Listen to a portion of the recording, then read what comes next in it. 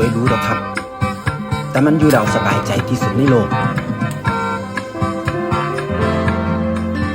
ชีวิตของคนบ้านเฮามันวนเวียนตามห้อยเก่าของรุ่นพ่อรุ่นแม่ตั้งใจเรียน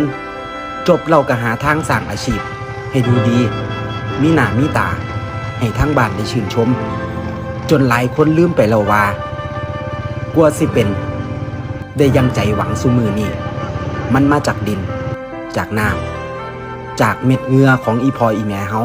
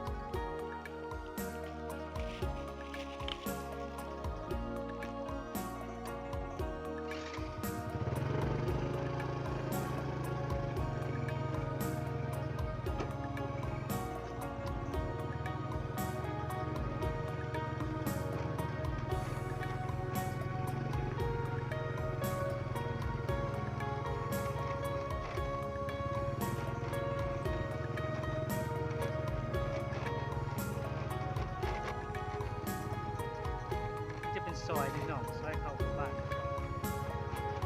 ซอย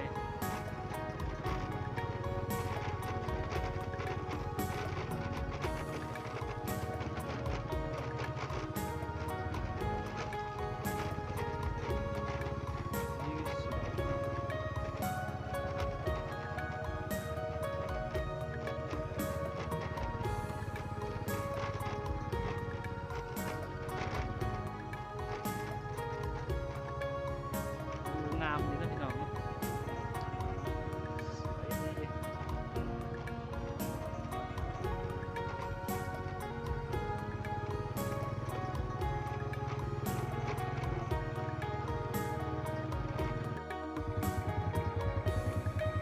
สวัสดีพี่น้อง FC แฟนคลับ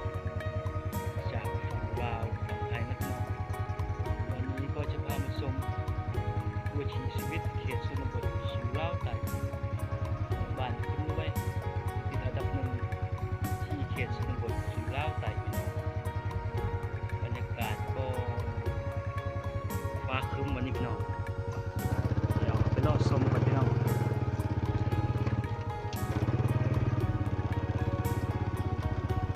บรรยากาศ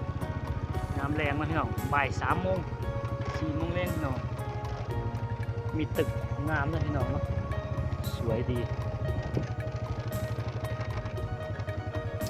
เดี๋ยวจะพาไปเลาะชมหมู่บ้านคนรวยในฉีเล่าวไต่ชุมชนอยู่ในตัวเมืองอัตตปือใต้สุดของประเทศลาวติดชายแดนลาวเวียดนามและกัมพูชา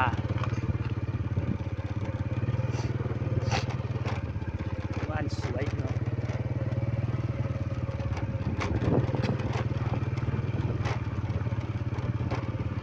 บ้านสวยงามดีพี่น้อง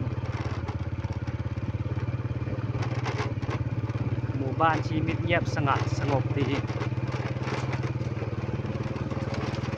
บ้านคนรวยเงียบสงัดดีพี่น้องสงบดีเดี๋ยวจะพามาเลาะชมเนาะโอ้เจอสาวสวย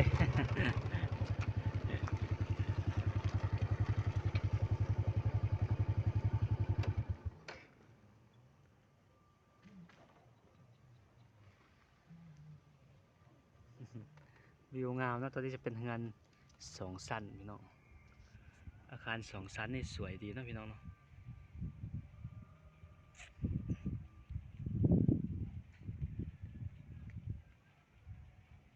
งานอาคาร2 ชั้นแบบสไตล์แบบสมัยใหม่และก็เจริญเนาะแต่ว่ามิดเงียบสงบสงัดดี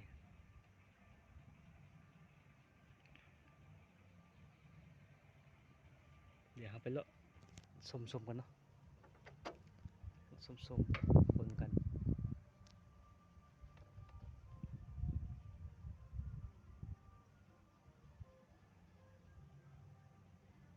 บรรยากาศเงียบดีนะพี่น้องแต่ว่าจุดนี้ก็จะเป็นซอยทางเข้าหมู่บ้านกับเจ้าทางก็อยากยากหลายเป็นขุมเนาะ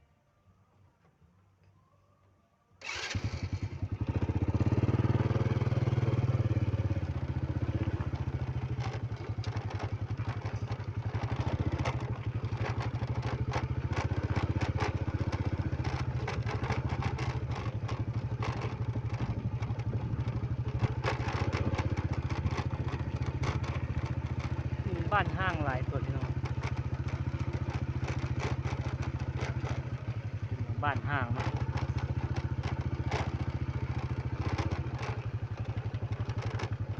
แห้งแล้งหลายพี่น้องช่วงนี้เนาะบรรยากาศแห้งแล้งเอาอะไรทั้งห่อนทั้งเอาพี่น้องตัวนี้จะไปหั่นกินดื่มนะถ้าขายดีนะพี่น้อง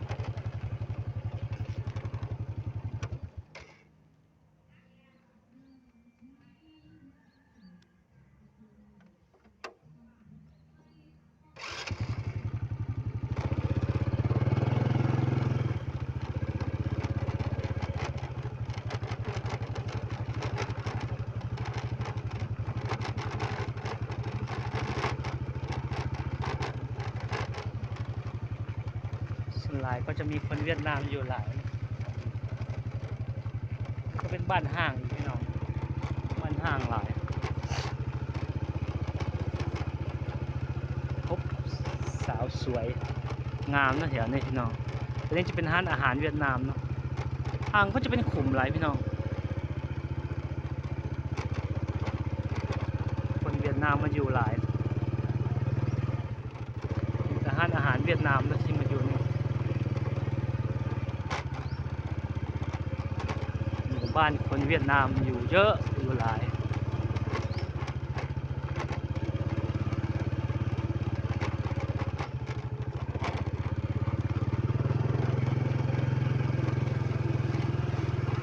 โอ้ปิ้งชิ้นหมู